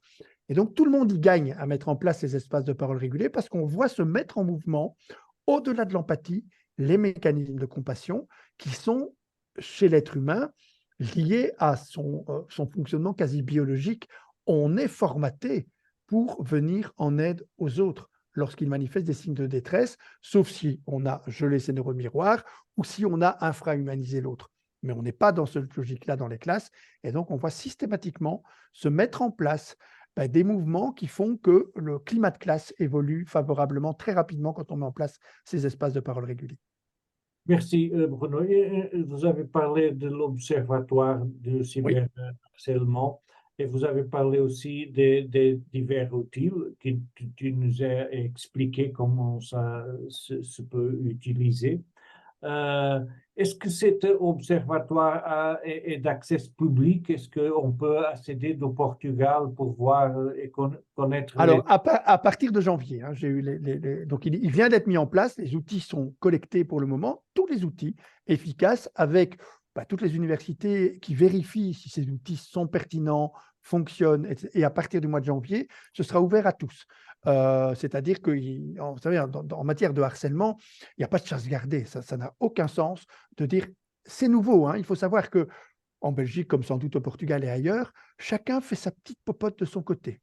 Il bricole son petit outil et on a un énorme patchwork avec des trucs sérieux qui côtoient des trucs pas sérieux du tout, avec par exemple des tas d'outils un peu dangereux, par exemple, qui sont des outils qui visent à armer ou outiller l'enfant, pas l'école, l'enfant. Ça, c'est terriblement dangereux de dire à l'enfant, réponds par toi-même, trouve des solutions, répond du tac au tac. Il faut savoir que notre cerveau est notre principal allié. Quand on est agressé par plus nombreux ou plus forts que nous, notre cerveau refuse d'aller chercher une réponse qui risque de nous opposer à ceux qui sont plus forts que nous. Et donc, si vous êtes agressé, vous allez vous retrouver 3 jours, 3 heures ou 3 semaines après à me dire, j'aurais dû lui dire ça, hein. Pourquoi j'ai regardé mes pieds en rougissant? C'est tout simplement parce que le cerveau a refusé d'aller chercher. Mais l'enfant à qui on a dit, répond du tac au tac, utilise l'humour, etc., il se dit, je suis vraiment nul, hein. J'ai pas su lui répondre. D'abord, il va s'estimer nul 3 fois. Il y a sûrement des caractéristiques qui justifient que je suis harcelé. Et donc ça, c'est le premier piège de l'estime de soi. Tout de suite dire à l'enfant, aucune caractéristique n'explique que tu es harcelé. C'est d'ailleurs consonant avec les recherches. Deuxième chose, toi, tu ne bouges pas. Tu ne dois rien faire parce que sinon, l'enfant se dit, je suis nul, il y a des trucs qui font que je suis harcelé. Et en plus, je ne suis même pas foutu d'en sortir par mes propres moyens. Donc, je suis vraiment nul. Et il en arrive parfois à penser qu'ils ont bien raison de me harceler. Je suis tellement nul parce que les autres, ils ont la vivacité d'esprit, ce qu'on appelle l'esprit de répartie, par exemple, mais qui n'est accessible qu'aux personnes qui ont une estime de soi complètement installée et qui ne se sentent pas menacées par les autres. Et donc, outiller l'enfant dans l'observatoire, il n'y a pas d'outils. Ce sont des outils pour les institutions, pour qu'aucune institution ne puisse dire, face au harcèlement ou au cyberharcèlement, on est démuni. Vous n'avez plus à vous déclarer démuni. Vous allez à l'observatoire, il y a des outils, des techniques qui sont présentés d'une façon accessible et d'une façon opératoire, parce que le but, ce sera vraiment de mettre en place les choses. Après, et je pense qu'effectivement, si des gens, j'imagine au Portugal, ont accès à ces outils, après, c'est important, une fois qu'ils ont été implémentés, d'être accompagnés, mais de manière pragmatique, c'est-à-dire des espaces, et ça peut se faire de manière internationale maintenant sans la moindre difficulté, dans lequel on peut simplement dire « qu'est-ce que je fais quand ? Comment je fais si ?» Parce que ce dont un enseignant a besoin, ce n'est pas d'affirmer son sentiment de compétence, c'est de l'accompagner, ce sentiment de compétence. Un enseignant va accepter de mettre en place les outils s'il se sent accompagné, un certain nombre d'entre eux en tout cas, s'il a l'impression qu'il doit se débrouiller lui-même. Il va toujours avoir peur en disant « oui, mais si je fais ça, comment ça va fonctionner ?» Quand j'explique, par exemple, que l'adulte ne doit faire aucune proposition et aucune recommandation, c'est très difficile à réaliser, hein. Quand vous voyez un enfant qui est en difficulté et puis vous demandez au groupe qu'est-ce qu'on peut faire pour l'aider et que rien ne bouge, que personne ne bouge dans le groupe. Vous laissez 3 minutes de silence. 3 minutes de silence dans un groupe, c'est terriblement difficile à tenir. Eh bien, on dit aux enseignants, vous tenez le coup et on leur donne des trucs. OK, dans ces cas-là, vous dites simplement, moi, je prends une émotion. Moi, je suis en colère parce qu'on ne trouve pas de solution pour lui. Et moi, je suis triste ou moi, j'ai peur, hein, suivant l'émotion dans laquelle vous êtes. Et là, vous allez maintenant réagir par rapport à mon émotion, à moi d'enseignant. Comme le statut sociométrique de l'enseignant est largement supérieur de celui de l'enfant qui est ostracisé, eh bien, on a des déblocages de situation. Si on n'a pas l'accompagnement adéquat de l'enseignant à ce moment-là, qui a une possibilité de répondre à ce type de questions, on risque de trouver des enseignants qui vont se sentir tout à fait isolés dans leur classe avec un outil qu'ils jugent pertinent, mais qui peut éventuellement avoir des ratés. Nous, on a collecté toutes les situations dans lesquelles, effectivement, la mise en place de vivre ensemble est un peu plus compliquée et on a des réponses à chacune des questions. Pas parce qu'on est plus intelligent que les autres, mais parce que ça fait plus de 20 ans qu'on travaille avec ces outils et que donc on a l'ensemble des cas de figure ont été balisés. Christiane, Bruno, est-ce que l'observatoire nous donnera des informations sur qui sont les harceleurs et qui sont les harcelés? Oui, et alors il y a effectivement donc une dynamique de recherche puisque toutes les universités sont représentées, mais il faut être très très attentif à ne pas chercher des portraits robots. Ça, toutes les recherches qu'on a réalisées le montrent. Il n'y a pas de profil de harceleur, il n'y a pas de profil de harcelé. Il y a des situations qui mettent en scène des dominants et des dominés. Je pourrais faire de vous une dominante si chaque fois que vous vous moquez de quelqu'un d'autre, je me mets à rire et que je soutiens la façon dont vous prenez le pouvoir par rapport à l'autre. Et donc, vous risquez à un moment donné, alors que vous n'êtes peut-être a priori pas dominante, de vous retrouver dans une situation, c'est ce que Picasso expliquait quand il disait, le harceleur, ce n'est pas quelqu'un qui, à un moment donné, utilise le groupe pour écraser l'autre. C'est quelqu'un qui parfois est poussé par le groupe pour jouer un rôle particulier. Je vais d'ailleurs vous faire une confidence. Il m'est arrivé il y a quelques jours dans une conférence que je donnais à Namur. À la fin des conférences, il y a des questions-réponses. Et puis, il ne faisait pas très clair. Et puis, je vois quelqu'un lever son doigt, donc je lui donne la parole. Je reconnais vaguement ses yeux, mais très vaguement. Et après, une fois qu'il va prendre la parole, je vais le reconnaître beaucoup mieux. Il me dit, c'est bien, tu fais des belles conférences sur le harcèlement, mais tu te rappelles en réto. Et il me cite une scène dans laquelle, très clairement, je suis un harceleur, en réalité, parce que je m'étais moqué de lui. Ça fait des années, hein, je vous parle de réto, hein, vous voyez mon âge, ça fait quand même un paquet d'années. Eh bien, moi, j'avais juste cru que j'étais drôle. Je croyais que j'étais le Dr House, je pouvais casser les autres. J'avais fait rire plein de gens, j'avais été mis dans cette position-là. Lui se souvient exactement de qui était présent, au mot près ce que j'avais dit, donc pendant des années après.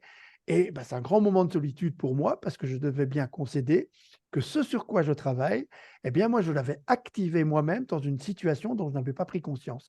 Et c'est ça qui est important, c'est de ne pas faire dans le harcèlement un gentil, un méchant. On est dans des mises en situation et il faut bien comprendre cette mise en situation parce que les dommages sont considérables chez tous. Je l'ai dit tout à l'heure, chez le harceleur qui a dû geler ce neuromiroir. Moi, je l'ai vu dans les suicides.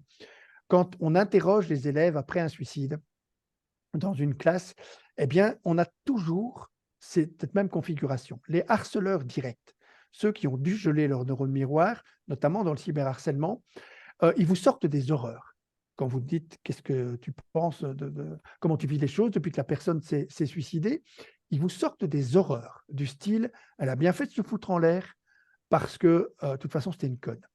J'ai une maman qui est venue dans mon bureau il y a quelques années qui me disait mais les agresseurs sont venus à la morgue parce qu'ils étaient venus de rendre un dernier hommage à sa fille qui s'était pendue suite à une situation de cyberharcèlement et ils ont montré la trace de la corde en rigolant.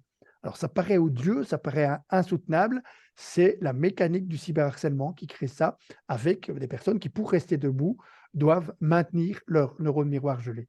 Mais ceux qui pleurent dès le premier entretien, ce sont ceux qu'on appelle les spectateurs, ceux qui ont agi en regardant simplement, qui ont partagé, qui ont liké, qui tout de suite disent on est des salauds, et pire, qui ne sont pas venus en aide alors qu'ils avaient envie de venir en aide. Mais ils n'ont pas eu la place pour le faire. Dans un espace de parole régulé, on voit tout de suite ces élèves se mettre en mouvement et la dynamique du groupe change. C'est pour ça que c'est important de le faire, parce qu'il faut sortir du schéma dans lequel la France est tombée les deux pieds dedans. Je prends un exemple d'une mesure complètement stupide. Ils sont autorisés maintenant à évacuer le harceleur et maintenir le harcelé dans l'école. Donc, c'est le harceleur qui doit changer d'école. Ça, il faut vraiment rien comprendre au harcèlement pour dire une chose comme celle-là. D'abord, c'est un phénomène de groupe, on le sait, donc on sait rarement isoler une seule personne. Et en plus, le harceleur, c'est quelqu'un de terriblement populaire. Vous allez évacuer de l'école, de la classe, quelqu'un de très populaire pour laisser à l'intérieur quelqu'un qui n'est pas du tout. Et ce qu'il va vivre va devenir parfois encore beaucoup plus difficile. Il n'est plus avec nous alors que lui, on l'aimait bien, alors que toi qui as un boulet, tu restes avec nous. Et vous avez effectivement des situations de harcèlement qui perdurent. Alors, sur le plan politique, ça paraît spectaculaire. C'est comme confisquer les portables. C'est toutes ces mesures de football panique qui sont en réalité inopérantes parce que simplistes, parce que tenant compte d'une situation de harcèlement qui serait un monstre, un petit ange. Ben non, c'est très souvent interchangeable. Il n'y a pas de profil. Et c'est pour répondre à la question. Un profil, toutes les recherches qu'on a réalisées dans ce sens-là, sont passées à côté. De la même façon qu'il faut éviter aussi des recherches qui tendraient à essayer d'identifier des micro-signaux. Là aussi, la France est empêtrée là-dedans. Il n'y a pas de signaux. Notamment dans le cyberharcèlement, c'est un tueur silencieux. Il n'y a rien, on ne voit rien. Les adolescents, les adolescentes qui se sont suicidés, on a la chance en Belgique d'avoir un groupe de parents qui se sont regroupés, tous ces parents d'enfants qui se sont suicidés, mais qui ne sont pas agressifs du tout par rapport à l'école, qui cherchent à construire avec l'école. Et ça a créé vraiment un mouvement très positif parce qu'ils étaient terriblement culpabilisés, ces parents, en disant « mais on n'a rien vu venir ». Et donc, on ne va pas demander à l'école de voir ce que nous, on n'a pas vu. On ne peut pas demander à des écoles de voir, par exemple, ces micro-signaux. J'étais récemment sur un plateau de télévision en France et il y avait quelqu'un qui se présentait comme spécialiste du harcèlement et le journaliste pose, comme toujours, la même question. À quoi est-ce qu'on voit que son enfant est harcelé, etc. Elle répond à des maux de ventre. Ben non, des maux de ventre, c'est plus probablement le symptôme d'une gastro-entérite ou d'un trouble digestif que de harcèlement. Il y a du harcèlement sans maux de ventre et tous les maux de ventre n'indiquent pas du harcèlement. Donc, ça n'a pas de sens de signaler ça. Quand il y a un mal-être, il faut évidemment être à l'écoute de son enfant. Mais il y a du harcèlement qui évolue sans le moindre bruit. Les enfants ont une capacité absolue à s'accommoder au mal pour éviter le pire. Et vous avez des enfants qui participent à leur propre harcèlement. Je me souviens de cette petite fille qui donnait des chansons à ses harceleurs dans lesquelles elle s'appelait Boulette. Donc, elle s'auto-méprisait à l'intérieur de ses chansons et elle me dit, je ne comprends pas ce que je fais. Dans une situation encore plus dramatique, un petit garçon se retrouve dans les toilettes, la tête au-dessus de la cuvette des WC, avec ses harceleurs autour de lui. Un éducateur ouvre la porte et voit la scène. Il demande qu'est-ce qui se passe ici. Les harceleurs disent, ah, monsieur, on rigole, on s'amuse. L'éducateur demande à l'enfant, qui a sa tête au-dessus des cuvettes, hein, le but c'était qu'il a cherché ses lunettes qui étaient au fond du WC, il lui demande, c'est vrai que vous vous amusez? Et le gamin me dit, je m'entends répondre, oui monsieur, on s'amuse. Et il m'explique et il me dit, après, ils ont été gentils avec moi pendant quelques minutes. Ils m'ont envoyé des bourrades dans le dos. Ah, c'est bien, il l'appelait cramique. C'est bien cramique, t'as assuré. Là, et puis ces bourrades sont redevenues des coups très rapidement. Une autre situation tragique, une jeune fille qui avait des relations sexuelles avec ses agresseurs. J'étais à la réunion d'équipe avec les enseignants qui me disent, bah oui, c'est vrai, elle est peut-être harcelée, elle vit des choses difficiles, mais il faudrait aussi qu'elle se comporte bien. Il me dit, en gros, c'est comme une petite pute, elle couche avec tout le monde. Et j'ai cette jeune fille en entretien et elle m'explique, c'est vrai que j'ai des relations sexuelles, mais au moins ils sont gentils avec moi, celui qui a une relation sexuelle pendant 1 heure.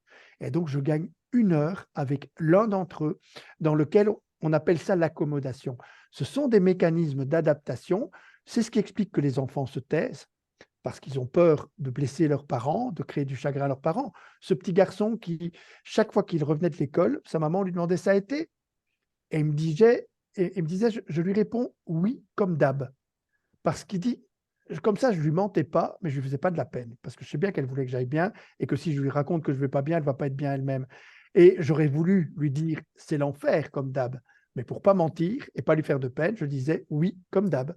Et vous avez cette accommodation qui fait que qu'on ne peut pas demander aux enseignants de voir les choses. Il faut les révéler. Et pour les révéler, il faut déclarer qu'on est outillé, qu'on peut tout entendre.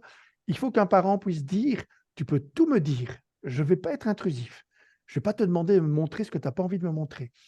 Et je ne vais pas ni dramatiser, ni minimiser. Tu vas t'en sortir, on va aller voir l'école pour expliquer ce que tu es en train de vivre sans le remettre en question et pour pouvoir agir pour que ce que tu es en train de vivre ne s'installe pas dans la durée et que tu puisses sortir de la situation dans laquelle tu te trouves. Ça, c'est intéressant que tu as dit qu'il n'y a pas de profil des harceleurs et des harcelés. Je crois aussi. Et quand on parle dans les écoles, on a des élèves qui nous disent, ah, je n'avais pas conscience que j'étais un agresseur. Tout à fait. C'est pour ça que les espaces de parole régulés fonctionnent bien, parce qu'il y a une prise de conscience. Vous savez, ce qui est tout à fait encourageant dans les dispositifs qu'on met en place, c'est qu'ils sont mis en place aussi chez les adultes.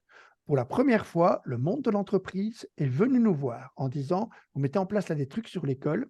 Je prends l'exemple d'une grande banque en Belgique, BNP Paribas Fortis par exemple, a mis en place des dispositifs de prévention du harcèlement sexuel, puisqu'ils ont terriblement peur, effectivement, des situations de harcèlement sexuel, basées sur notre façon de faire. On ne fait pas d'espace de parole régulé, vous ne pouvez pas imaginer une banque avec des bâtons de parole, etc. Simplement, quand une femme exprime « je suis en colère parce qu'on plonge dans mon décolleté », le comportement est rangé comme étant un comportement vécu comme intrusif. je suis dégoûté par les blagues salaces. On ne fait pas d'enquête, on dit OK, le comportement est rangé comme un comportement qui est vécu comme inconvenant. Et je suis en colère parce qu'on m'appelle ma petite chérie, je veux bien que ce soit à ma maison, mais pas ici. Le comportement est considéré comme étant vécu comme inapproprié, intrusif, inconvenant, inapproprié. Ce sont les comportements inacceptables. Et pour enchérir ce que vous venez de dire, c'est effectivement, on constate effectivement que quand un comportement est identifié comme étant celui-là, il y a dans la procédure ce qu'on appelle un recadrage souple. C'est-à-dire qu'on dit à la personne, voilà, on sait que tu es quelqu'un de bien, mais je voudrais quand même te faire part des difficultés dans lesquelles tu mets quelqu'un de ton équipe. On le signale simplement qu'il provoque par son comportement des émotions négatives. Dans plus de 90% des cas, ce recadrage souple suffit. Le simple fait d'entendre qu'on provoque des émotions, parce qu'on n'en a pas conscience dans beaucoup de situations, et puis bon, si la personne évidemment n'en tient pas compte, ou s'en va trouver l'autre en disant « ouais, t'es peut-être plainte de moi », là, c'est un recadrage ferme qui se met en place. Mais vous avez une procédure qui, par les recadrages souples, gère plus de 90% des situations. Et donc, les espaces de parole régulés, il ne faut pas s'imaginer qu'on a affaire à des monstres, à des psychopathes pervers polymorphes. Ils le deviennent en apparence quand ils ont gelé leur neurone miroir dans la durée et quand ils sont poussés par le groupe à continuer à se moquer, notamment sur les réseaux sociaux, parce qu'il y a l'effet mandarin chinois, l'effet de meute et ce qu'on appelle l'effet cockpit. Expliquer en quelques mots l'effet mandarin chinois, par exemple. L'effet mandarin chinois, c'est le fait que quand je ne vois pas le visage de l'autre, je l'agresse sans la moindre limite. C'est une recherche qui a été réalisée en expliquant à quelqu'un, voilà, si tu appuies sur le bouton ici, tu vas devenir instantanément très riche et ta famille, sa santé sera garantie jusqu'à la fin de leur vie. Mais au moment où tu vas appuyer sur le bouton, il y a un mandarin chinois qui, de l'autre côté de la planète, va exploser. On ne voit pas le mandarin chinois, on appuie tous sur le bouton. On fait la même expérience avec la photo du mandarin chinois. On dit, voilà, ce mandarin chinois-là va exploser. Il y a déjà beaucoup moins de gens qui appuient sur le bouton. Et si on fait l'expérience avec, à côté de soi, le mandarin chinois, personne n'appuie sur le bouton. Quand on voit le visage, c'est pour ça que dans les situations dans lequel un bourreau doit torturer quelqu'un, généralement un des deux est masqué parce que l'échange des visages, Lévinas le montrait très bien, est un réducteur d'agressivité. L'effet cockpit, c'est quand vous ne voyez pas l'effet que vous produisez, parce que simplement, c'est la personne qui a lancé la bombe atomique. Lorsqu'il est sorti de son avion, on lui a demandé si ça allait. Il a dit « oui, ça va, juste un peu tracassé parce que je n'ai pas payé la facture de mon frigo ». Et puis après, quand il a vu les dégâts, il a fait une névrose épouvantable. Mais sur le coup, tant que vous ne voyez pas les dégâts, c'est un dégât virtuel. Et donc, ça augmente l'intensité. Et là aussi, le fait de remettre les personnes en situation réelle, ça produit des effets tout à fait nouveaux. Et l'effet meute, c'est quand vous avez partagé la responsabilité avec un grand nombre d'autres personnes qui vont liker, qui vont vous pousser à faire, qui vont reprendre les messages à leur compte. Et donc là, vous avez un effet meute qui rend le sentiment de responsabilité émotionnelle encore moins intense. Et comment sortir du cycle de harcèlement? Alors, sortir du cycle de harcèlement, c'est justement, lorsqu'il y a affaire à du cyberharcèlement, soit par la stimulation de l'empathie en recréant du vivre ensemble au sein du groupe, soit, et il faut bien le dire que c'est souvent une obligation, émettre une sanction qui interdit tous les comportements qui sont prévus par un système de loi. Le cyberharcèlement doit être interdit, l'école doit l'anticiper, c'est-à-dire que tout usage asocial des réseaux sociaux est interdit. Dans les écoles qui sont couvertes par un cyber-aide, on le signale d'emblée. Il est interdit d'utiliser les réseaux sociaux de manière asociale. Si quelqu'un le fait, il s'expose à des sanctions de la part d'école. L'agression physique, on va reprendre l'exemple de tout à l'heure. Le petit enfant qui en a frappé un autre parce que son père lui a dit « tu frappes maintenant », parce qu'ils n'ont rien fait à l'école par rapport à la situation de harcèlement, et cet enfant frappe, et puis il est sanctionné. Alors, dans le cas d'une école équipée, il est sanctionné et il passe au conseil d'éducation. Ça fonctionne de cette manière-là. On va lui demander de s'expliquer à ce qu'on appelle un porte-voix, quelqu'un en qui il a confiance, à qui il va donner l'explication de son comportement de transgression vis-à-vis d'une loi, puisqu'on ne peut pas frapper à l'école. Le porte-voix va avec l'enfant face au conseil d'éducation et il explique l'explication qu'il a reçue de la part de l'enfant, c'est-à-dire, OK, il a frappé, mais il est harcelé depuis le début de l'année. on maintient l'idée tu ne frapperas pas. On émet une sanction probatoire. Si tu refrappes dans les 3 mois, dans les 6 mois, vous mettez un délai probatoire, voilà la sanction à laquelle tu t'exposes. Mais on va régler ton problème de harcèlement avec des espaces de parole régulés. C'est pour ça que c'est un dispositif. Et les parents reçoivent toujours le même courrier quand vous avez une sanction. Votre enfant s'est rendu coupable d'une agression vis-à-vis d'un tel. Nous ne pouvons pas accepter ce type de comportement à l'école. Mais ce qui est important, c'est ce qui va suivre.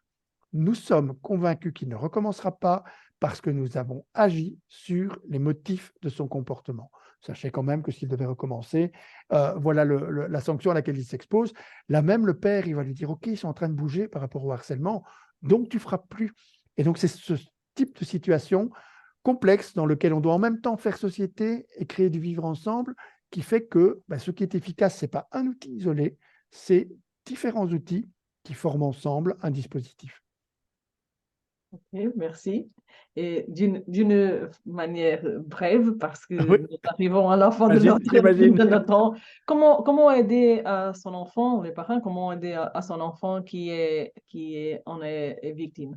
Alors, ne pas dramatiser, ne pas minimiser. Ça, c'est la première attitude, c'est-à-dire ne pas dire c'est pas grave, surtout éviter cette phrase de parent qui est catastrophique pour un enfant. Tu sais, moi aussi. Parce que quand un parent se met à la place de son enfant ne trouve plus sa place. Hein.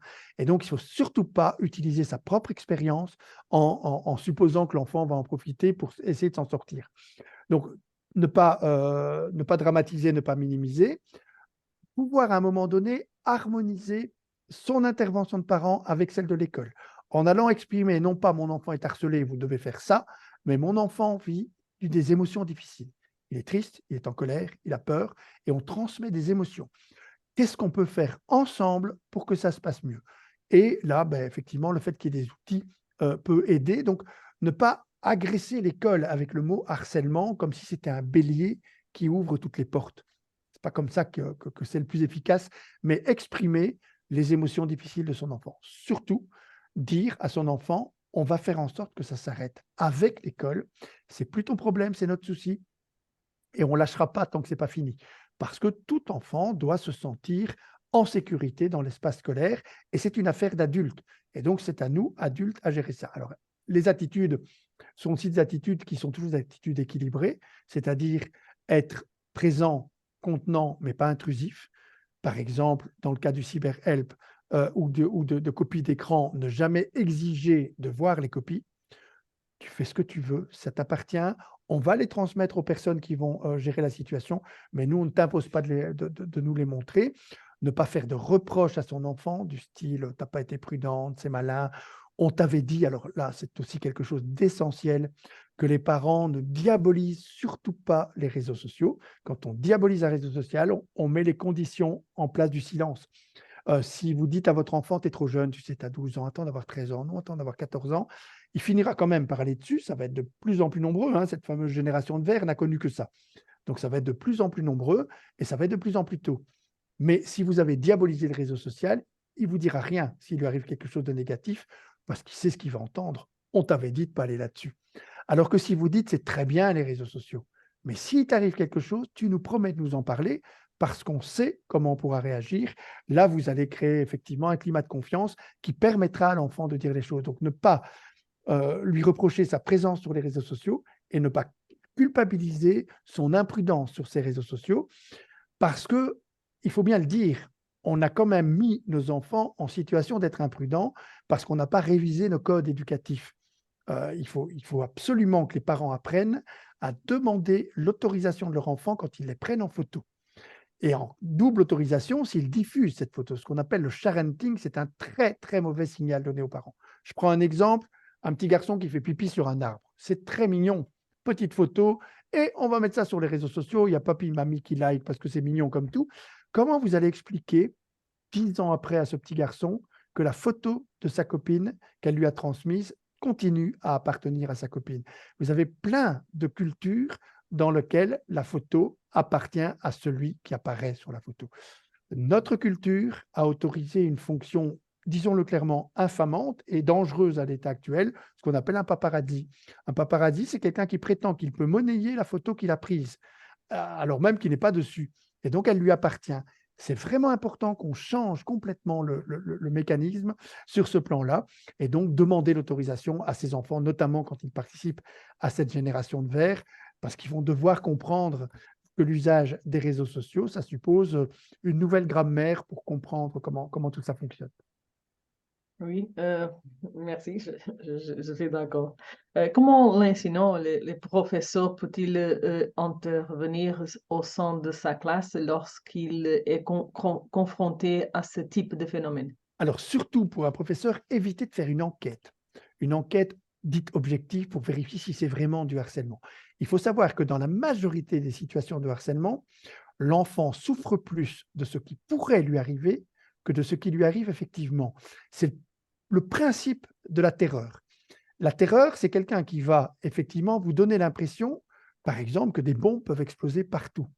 Elles n'explosent pas autour de nous, mais si vous avez l'impression que chaque jour, il est possible qu'on vous frappe parce que les menaces qu'on vous a opposées sont crédibles. Alors, quand un enseignant dit « on va vérifier, on va enquêter », ben, la personne qui est en difficulté se dit « mince, ils vont trouver que ce que je dis, c'est insignifiant parce que les faits accumulés les uns derrière les autres donnent parfois l'impression d'une lourdeur, mais il suffit d'ailleurs pour comprendre ce mécanisme, regarder une série comme 13 Reasons Why, hein, les différentes raisons qui expliquent qu'à un moment donné, une adolescente se soit suicidée. Si vous prenez chaque épisode individuellement, vous vous dites c'est pas grave, il n'y a pas de quoi se suicider. Quand vous regardez les 13, vous vous dites c'est impossible de faire autre chose que de mettre fin à ces jours, parce que l'accumulation de petites choses, plus ce que vous anticipez comme étant susceptible de vivre. Et donc, pour un enseignant, on ne fait surtout pas d'enquête. On se dit, il y a de la souffrance émotionnelle. On va donc essayer de travailler autrement le climat de classe. Espace de parole régulé, méthode de préoccupation partagée, vous avez des tas de techniques qui permettent de le faire. Il faut évidemment accéder. Je vous enverrai les fiches outils. Ils ne sont pas traduites en portugais, mais vu la qualité de votre français, je pense que vous le ferez très facilement. Les traduire éventuellement pour que les enseignants puissent dire « Ok, je sais que cet outil, il fonctionne comme ça ». On peut faire exactement la même chose avec les modèles de préoccupation partagée. Tout ça va être mis en place dans l'observatoire, mais anticipons en vous distribuant déjà un certain nombre d'outils qui y figureront, de façon à ce que les personnes qui se disent ben, « il y a l'air d'avoir des outils, il parle d'outils, mais il ne les montre jamais ». Donc, vous verrez là les outils de manière très, très concrète. Le but, c'est que ce soit pragmatique. Et un enseignant, eh bien, il doit très vite arriver à cette idée, je peux faire quelque chose. Je ne suis pas démuni face à la situation. Et surtout, je n'ai pas peur d'agir. Parce que le vrai souci de l'enseignant, notamment lorsqu'il dénie les difficultés, il faut savoir qu'une école qui dénie, ce n'est pas une école qui ne veut pas faire. C'est une école qui croit qu'elle ne sait pas faire et qui a peur de faire pire que mieux. Et donc, beaucoup d'enseignants refusent d'agir par réserve en disant, pas parce qu'ils veulent maintenir de la souffrance, mais parce qu'ils se disent, si je fais mal, ça va être terrifiant. C'est pour ça que la 4e règle, qui suppose que l'enseignant ne doit pas chercher lui-même des solutions, elle est indispensable. Ce n'est pas une personne extérieure au groupe scolaire qui va trouver des solutions dans le groupe, c'est le groupe lui-même qui va s'appuyer sur les ressources vitales de tout groupe humain. Les groupes humains sont faits pour fonctionner ensemble. Ils dysfonctionnent très souvent parce qu'il y a des jeux de pouvoir qui se manifestent, mais vous avez des ressources à l'intérieur du groupe qui fait que quand quelqu'un émet un signal de détresse, vous avez toujours une majorité de personnes qui vont venir en secours à la personne qui manifeste ces signaux de détresse. Ce sont des mécanismes naturels, hein, ce n'est pas du tout miraculeux, hein, c'est un mécanisme naturel qu'on active à partir d'outils, de techniques qui permettent d'activer ces mécanismes naturels. On a atteint notre limite de Voilà. temps, mais j'ai une dernière question. Si vous Oui. avez du temps, j'aimerais bien savoir comment est-ce qu'on peut mettre en place un projet d'école efficace pour formaliser la prévention et maîtriser les composantes. Alors, je pense que ce qui est important, c'est de prendre connaissance des outils, se les approprier, mais après, se mettre en place, et ça se fait, moi je le fais beaucoup en France pour le moment, des foires aux questions dans lesquelles on échange en regroupant soit tous les enseignants d'une école, soit c'est encore plus efficace, les enseignants de différentes écoles. Parce que ce qui est terriblement efficace, c'est quand un enseignant pose une question et c'est un autre enseignant qui a mis en place l'outil et qui lui répond. Là, c'est terriblement efficace. On appelle ça des foires aux questions, qui constituent finalement la manière dont on accompagne ces écoles. Et le dispositif, il prend une forme différente dans chaque école, mais avec toujours les mêmes outils, un peu comme une armoire dans laquelle on a rangé. Ça, c'est des outils pour gérer le vivre ensemble. Ça, c'est des outils pour émettre des sanctions, pour faire société. Et vous avez aussi des outils, mais ça, j'en ai pas parlé, qui permettent aussi de contrôler les territoires, ce qu'on appelle les cours de récréation régulés, etc. Tout ça, ça permet de contrôler le territoire. Je n'en ai pas parlé parce que on a parlé beaucoup du territoire virtuel, mais cet ensemble d'outils, finalement, peut très bien se mettre en place, et ça n'est pas du tout un souci de dire, tiens, au niveau du Portugal, par exemple, un enseignant, on va faire dire très concrètement, je suis directeur d'école, je vais chercher ces différents outils, et puis j'organise des foires aux questions pour que mes enseignants ne se sentent pas en difficulté s'ils ont des questions à poser. Ça marche très très bien comme ça, et on peut le faire avec, de manière très pragmatique et très pratique, mais il faut juste aller chercher les outils qui correspondent à ce qu'on souhaite implémenter dans sa classe ou dans son école. Merci. Est-ce que vous avez de quelques minutes, on va terminer, mais on aimerait bien te donner une parole, 5 minutes. Oui, pas de problème, Ok. pas de souci. Alors, Bruno, merci beaucoup pour nous donner de ton temps. Pour être, Pas de souci. merci aussi à Google et à l'association DNSPT pour être sponsor de cet événement. Et à Grazzanet. Merci tout particulier à tous les gens qui vont voir cette émission. Demain, nous reprenons une autre séance, cette fois avec un invité italien. Notre invité sera Ivano Zoppi, secrétaire général de la Fondazione Carolina, qui parlera avec nous de la situation en Italie après l'application de la loi italienne il y a 5 ans.